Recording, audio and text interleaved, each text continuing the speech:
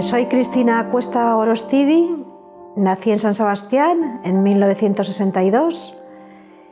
Mi padre era riojano, se llamaba Enrique Cuesta, y como no pudo estudiar una carrera universitaria porque mis abuelos pues, no tenían medios suficientes, él empezó en Telefónica siendo muy jovencito, y como era listo y aplicado, pues fue aprobando oposiciones. Y ya con 20 y tantos años aprobó una oposición y le mandaron a San Sebastián. Bueno, eligió él la Plaza San Sebastián porque tenía unos parientes lejanos, familia de mi madre. Llegó a San Sebastián, a una casa cerca de la Concha, de un matrimonio, mis abuelos, con 5 hijas, y se quedó enamorado desde el minuto 1 de mi madre, Pilar Gorostidi Alba.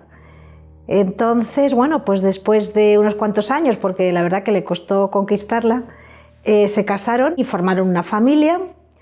Nací yo como primera hija y luego nació mi hermana en 1967, mi hermana Irene.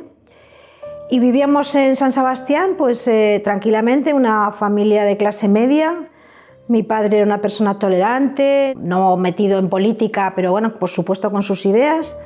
Mi madre, una mujer vasca, muy enamorada de San Sebastián, y éramos una familia pues bastante feliz, hasta que las cosas empezaron a cambiar. En esa primera fase, mis recuerdos de niñez y adolescencia pues son absolutamente felices y normales. Sí es verdad, en un ambiente convulso, porque ya estamos hablando de finales de los 70, primeros de los 80, en el que pasaban muchas cosas, pero bueno, yo como adolescente en ese momento yo quería estudiar periodismo, que era el sueño de mi vida. Nuestra vida cambió absolutamente cuando el jefe de mi padre, el delegado de Telefónica en Guipúzcoa, Juan Manuel García Cordero, casado y con 7 hijos, el 23 de octubre de 1980, es secuestrado por los comandos autónomos anticapitalistas, en el momento en el que mi padre es subdelegado de Telefónica en Guipúzcoa. Me acuerdo perfectamente de ese día porque las familias pues éramos amigas, yo conocía a los hijos de Juan Manuel, tenía bastante relación, pues de muchos años de compañero de mi padre, ¿no? Y una vida muy, muy paralela. Entonces yo estaba estudiando en ese momento COU y me acuerdo perfectamente la visita que hicimos a la casa, el shock familiar, la desorientación y también el miedo, ¿no? Por lo menos la incertidumbre.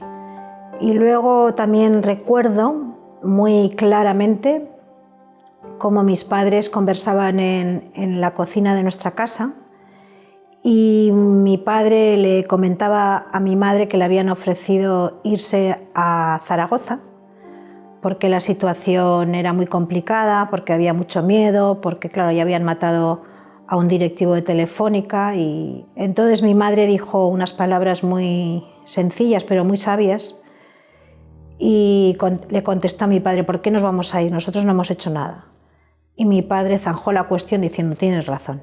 Y mi padre, junto a mi madre por supuesto, en contra de mi opinión, porque yo me quería ir a Zaragoza porque había más ambiente universitario, porque íbamos a estar más tranquilos, pues aceptó el cargo. Y hoy, desde luego, bueno, hace ya mucho tiempo reconozco que esa decisión fue una decisión valiente, que dice mucho de los valores de mis padres y de la que me siento profundamente orgullosa. Asumió la responsabilidad y con unas medidas de protección. Nos cambiamos de domicilio, mi padre llevaba 2 escoltas, 2 policías nacionales. La situación era anómala como para tantas otras familias, los asesinatos semanales, los follones en las calles. Pero mi padre lo llevaba relativamente bien porque tenía buen carácter, era una persona tranquila, era una persona positiva y dentro de la anomalía pues lo llevábamos. Y tengo muy buenos recuerdos también de los escoltas, que normalmente siempre eran los mismos y eran una especie de piña, ¿no? Había absoluta complicidad entre los escoltas, los policías nacionales y mi padre y bueno, fuimos adaptándonos, ¿no? Yo me fui ya a estudiar periodismo a Lejona, que era mi sueño, y yo estaba un poco pues viviendo en paralelo mi vida, ¿no? En un ambiente que era el que yo quería, fuera de mi casa, no muy lejos, pero ya fuera de mi casa, con mi novio, mis amigos y mis proyectos vitales. El 13 de marzo de 1982 yo cumplí 20 años. El primer fin de semana me quedé en Bilbao, que era donde estaba estudiando periodismo, pues con mi novio de entonces, con mis amigos. Y casualidad de la vida, pues el 26 me acerqué a San Sebastián, pues porque había que celebrarlo con la familia, lógicamente, y llegué en autobús esa mañana. Y me acuerdo también perfectamente, porque como tantos otros momentos, son recuerdos que se te quedan para el resto de tu vida. Hablé con mi padre por última vez por teléfono para decirle: papá, ya estoy aquí, te esperamos en casa, cuando salgas ya veremos cómo lo celebramos con la familia, cómo celebramos mi cumpleaños con la familia. Y bueno, mi hermana estaba en el colegio, pero vino a comer y fue pasando la mañana. Llegaron las 3 de la tarde, mi hermana estaba a punto de salir al colegio y de hecho en esos minutos salió al encuentro de mi padre. Mi hermana, que tenía 14 años, todos los días iba al encuentro de mi padre, se daban un beso. A veces mi padre le daba unas pesetas de entonces para comprarse chuches y mi hermana ya caminaba al colegio pues con amigas. Y era una distancia muy corta porque por medidas de seguridad cambiamos de domicilio para estar cerca del trabajo y sabíamos perfectamente el camino. Típica escena familiar, yo estoy en la cocina preparando la comida junto a mi madre, esperando que llegara mi padre, y en ese momento sonó el teléfono y una voz con la que estuve soñando muchísimo tiempo me dijo: baja deprisa, que a tu padre le ha pasado algo.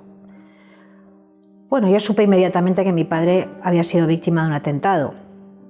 Fue una constatación absoluta, ahí así está en mi memoria, porque es verdad que la amenaza flotaba en el ambiente. En aquellos tiempos, con pocas palabras, se decían muchas cosas.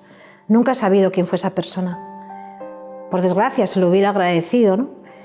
Y entonces bajé, no tengo recuerdos, nosotros vivíamos en un piso 9º, no sé si bajé andando por el ascensor, no tengo recuerdo. Como sabía perfectamente el camino que hacía mi padre, desandé a su encuentro. Y cuando llegué a una esquina de la avenida Sancho el Sabio en San Sebastián, me encontré con un charco de sangre y personas paradas. En mi memoria son como sombras paradas. Y yo me recuerdo a mí misma gritando: ¿dónde está mi padre? ¿Dónde está mi padre?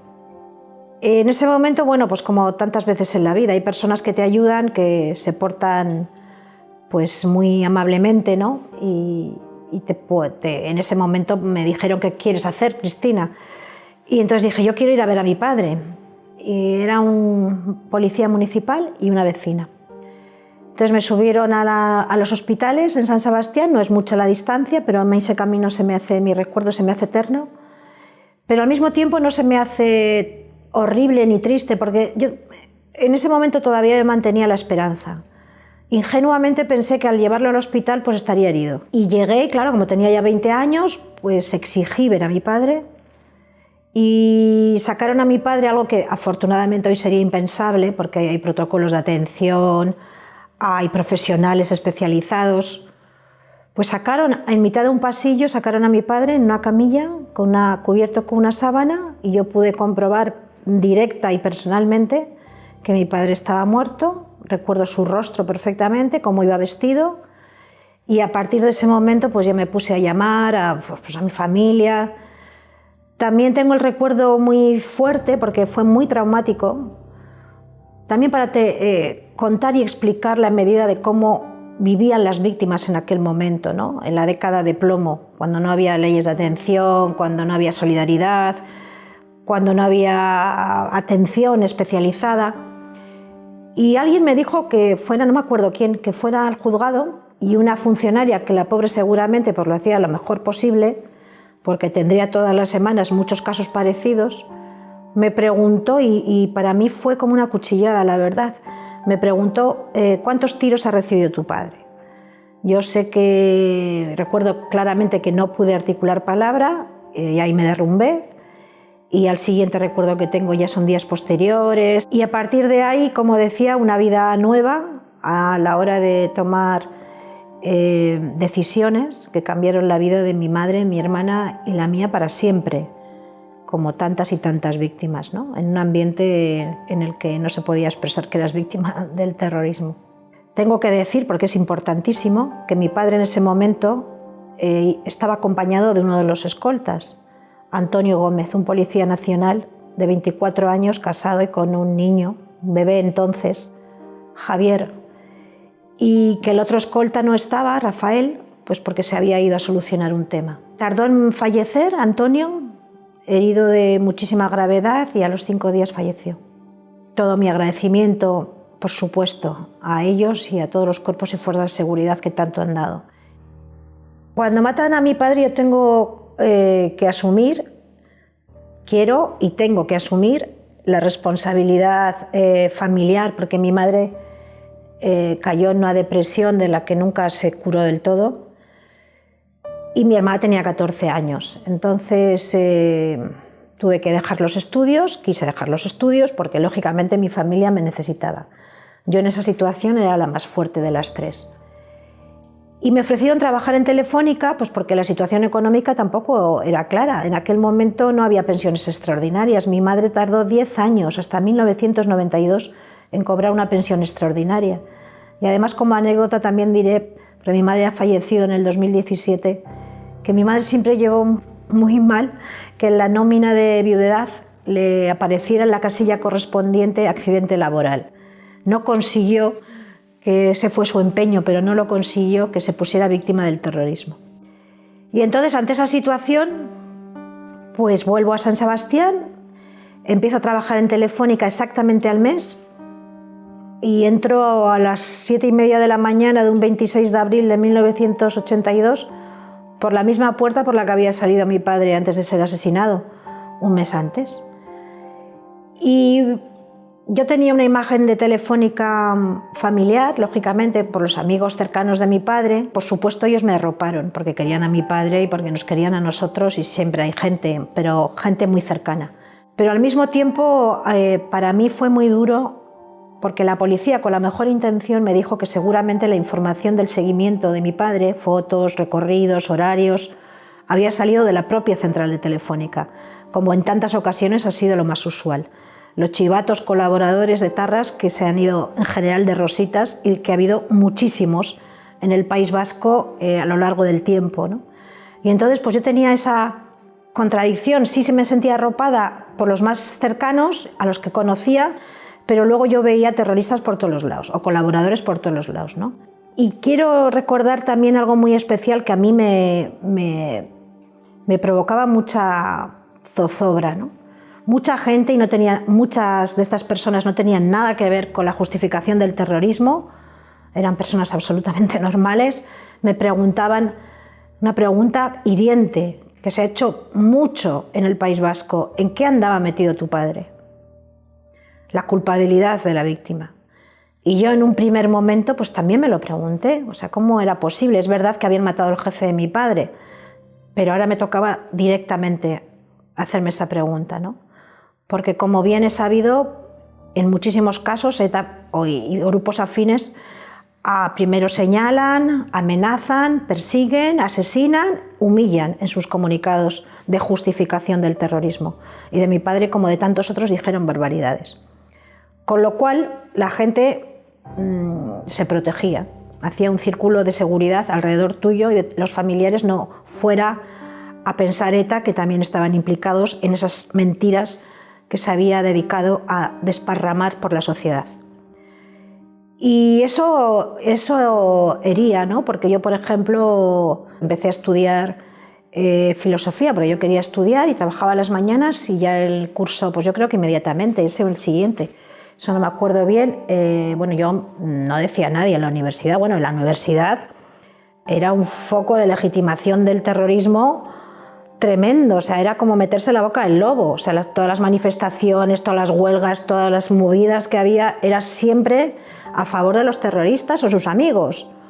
Jamás, cuando se mataba y se mataba y se mataba, jamás por una víctima del terrorismo. Tuve momentos terribles, pues por ejemplo, cuando entré en el aula magna, yo creo que ya era el 86, y vi una pintada en el aula magna que decía: la familia Garrido se fue como el humo de las velas, y la familia Garrido era el gobernador militar asesinado con sus familiares en el centro de San Sebastián. Ahí también me acuerdo que fue un momento horrible, que vamos, cogí y me fui. Y luego, bueno, pues anécdotas del tipo de que no contaba quién era yo, ni qué me le había pasado. Bueno, tengo una amiga íntima que conservo de aquellos años, que bueno, yo creo que a veces nos reímos, ¿no? Que yo hasta tercero de carrera no le dije quién era yo. O sea, bueno, quién era yo sí, con nombre, pero no mi historia, ¿no? Y entonces vivíamos adaptados, y especialmente las víctimas, por prevención, a no contar quiénes éramos, no fuéramos a ser más marginados o más estigmatizados de lo que ya habíamos sido por el terrorismo. Empezamos a sobrevivir más que a vivir en un ambiente hostil, mi hermana, mi madre y yo. Yo intenté tener cierta estabilidad familiar, que mi hermana estudiara, que mi madre pues tuviera un tratamiento médico. Bueno, nos compramos un gato, quiero decir, hice todo lo posible para lograr cierta serenidad, a pesar de la pérdida, del dolor, de la injusticia, de la desorientación terrible, ¿no? Y fue pasando el tiempo y más o menos, no voy a decir que se normalizó la vida, sino que más o menos nos fuimos serenando. Y a mí me surgió un sentimiento, seguramente desde el principio, de rebeldía, porque había familiares, incluso amigos, que me decían, bueno, es que no te puedes poner así con cada nuevo atentado, no leas la prensa, no le des vueltas. Y me acuerdo perfectamente del amigo que me dijo, tú hazte la idea que tu padre le ha pillado un coche, ¿no? Entonces yo decía, es que no le ha pillado un coche. Bueno, luego supe que otros vascos de mi edad habían decidido matar a mi padre y a Antonio. Entonces yo decía, es que no. Además, yo me sentía vasca, vamos, siempre me he sentido vasca y española sin ningún complejo, pero encima decían que habían matado a mi padre y a Antonio, que les habían asesinado por liberar al pueblo vasco, y mi padre qué era, y mi madre qué era, y yo qué era. O sea, yo no tenía más que contradicciones, preguntas sin respuesta, muchísima indignación, y luego me daba cuenta que las víctimas eran semanales de distintos grupos terroristas. Yo creo que hubo momentos en los que actuaban 4 o 5 grupos terroristas a la vez, en aquellos años. Y yo decía, bueno, yo me recuerdo que iba a los funerales a veces terribles en la Sagrada Familia de San Sebastián, con poquísima gente, cuando era un policía nacional.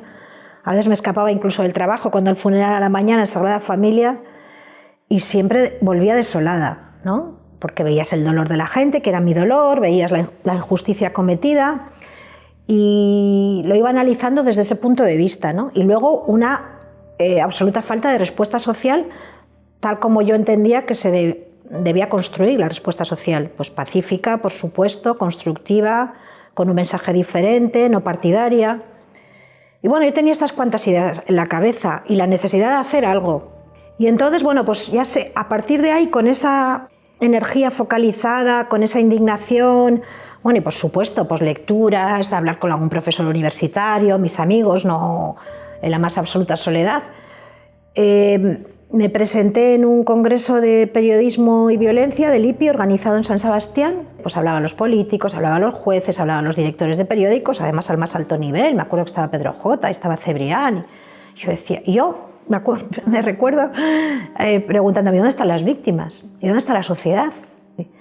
Y entonces también recuerdo con mucha fuerza mi indignación ante cualquier tipo de terrorismo, que yo creo que es algo que se ha mantenido el movimiento de víctimas y me parece muy grande, ¿no?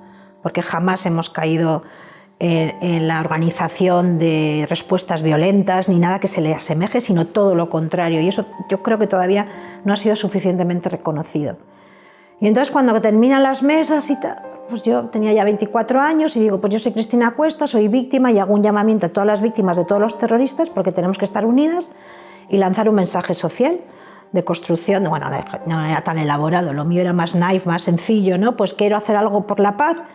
Y tuve la grandísima suerte en mi vida de encontrarme con José Mari Calleja, que yo creo que le toqué el corazón porque me vio tan desvalida en ese momento, que me dijo, ¿pero qué quieres hacer? Y a mí, en los momentos en los que he decidido hacer cosas inesperadas, incluso para mí, yo creo que siempre me ha acompañado mi padre.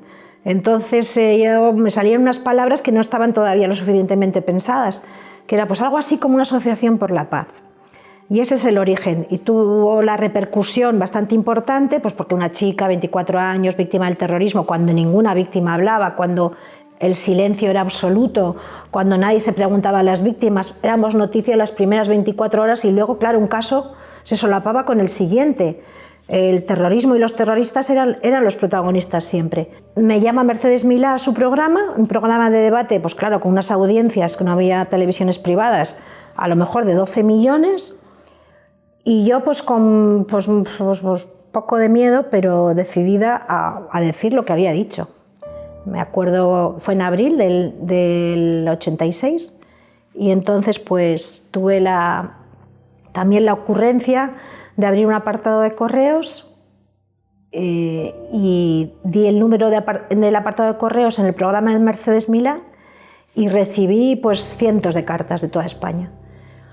Entonces pues como con mi hermana y con mi novio fuimos ordenando las cartas, seleccionando las cartas que fueran de la zona de Donosti, de San Sebastián y alrededores, y a mí no me bastaba con los apoyos morales. Yo lo que quería era crear una asociación, porque yo sabía que sola no iba a ningún lado. Eso lo tenía clarísimo, porque esto hubiera sido una cosa testimonial y flor de un día, ¿no? Y entonces, bueno, pues me fui reuniendo con cada persona para pedirle que se sumara al proyecto y, bueno, pues de ahí surge, estuve con muchísima gente, pero de ahí surge un grupo de 22 personas. Y el 8 de mayo, hemos cumplido 36 años de aquella fecha, tiene lugar la primera reunión de lo que en esa reunión decidimos llamar Asociación por la Paz. Con un compromiso pues también muy sencillo pero muy necesario, que era reunirnos después de cada asesinato terrorista, muerte violenta, de mandar artículos a la prensa y de la medida de lo posible pues estar cerca de las víctimas. Y sobre todo algo que a mí me interesa porque es un valor que no es muy famoso en la actualidad, que es la perseverancia. Yo creo que, bueno, muchas veces se dice que el que persevera gana, ¿no? Y yo creo que es así. Entonces nuestro mensaje fue para seguir allí, independientemente de quién fuera la víctima, de qué uniforme llevara, de qué punto de España fuera el atentado, y sabiendo que siempre iba a haber un mínimo de ciudadanos dispuestos a salir, a estar cerca de las familias, a decir que como vascos nos avergonzaba lo que estaban haciendo otros vascos en nuestro nombre, a recuperar el espacio público y a mandar un mensaje ético y político fundamental, el derecho a la vida y a la libertad. Y bueno, ese fue el arranque de todo. Desde la primera concentración de la Asociación por la Paz por un policía nacional, Manuel Fuentes, me acuerdo perfectamente, se han cumplido ahora 36 años, hasta ahora ha llovido mucho. Hemos pasado distintos momentos, pero creo que lo importante ha sido que las víctimas hemos conseguido nuestra centralidad. Hemos estado muchísimas veces por delante de las propias iniciativas políticas. Hemos dado un mensaje de tolerancia, de tesón, y sobre todo hemos reconocido el esfuerzo que hay que agradecer y que hay que valorar, especialmente por los jóvenes que no han vivido el terrorismo, de miles de ciudadanos vascos y españoles, los cuerpos y fuerzas de seguridad del Estado, por supuesto, pero jueces, periodistas, activistas, políticos constitucionalistas, que han defendido la democracia que disfrutamos hoy. Yo creo que falta este agradecimiento y este nivel de conciencia para saber de dónde venimos. En los malos momentos o los momentos confusos, a mí tener un gran angular me ayuda muchísimo, porque hemos dado pasos de gigante, lo que pasa es que no hemos avanzado en línea recta. Hay momentos de retroceso, ¿no? Y ahora mismo esto tiene mucha importancia porque luchamos todavía hoy contra el olvido y la impunidad. Hemos conseguido grandes cuestiones, derrotar a muchas bandas terroristas. Yo creo que se ha derrotado el terrorismo, pero no se ha derrotado la ideología que sustenta el terrorismo y que fanatiza y en la que anida todavía un odio y una legitimación, ¿no? Esa batalla se tiene que dar, sobre todo por una generación nueva, y por eso muchas víctimas estamos centradas en ir a los centros escolares y a las universidades, porque hay una transmisión de valores, porque las víctimas somos referentes En todas mis charlas yo les cuento a los chicos que estoy en un centro educativo porque el mensaje que llevo a los centros, junto a muchísimos compañeros y compañeras, es ético. Vale su peso en oro. Y los chicos y las chicas están, yo creo, necesitados de referentes y los tienen muy cerquita. Lo que pasa que a veces se desdibujan, ¿no? Y esa es la idea fundamental, ¿no? Que si defendemos la democracia, tenemos que tener referentes sólidos en la construcción de una democracia digna. Y parte de estos referentes, por supuesto, están compuestos por las víctimas.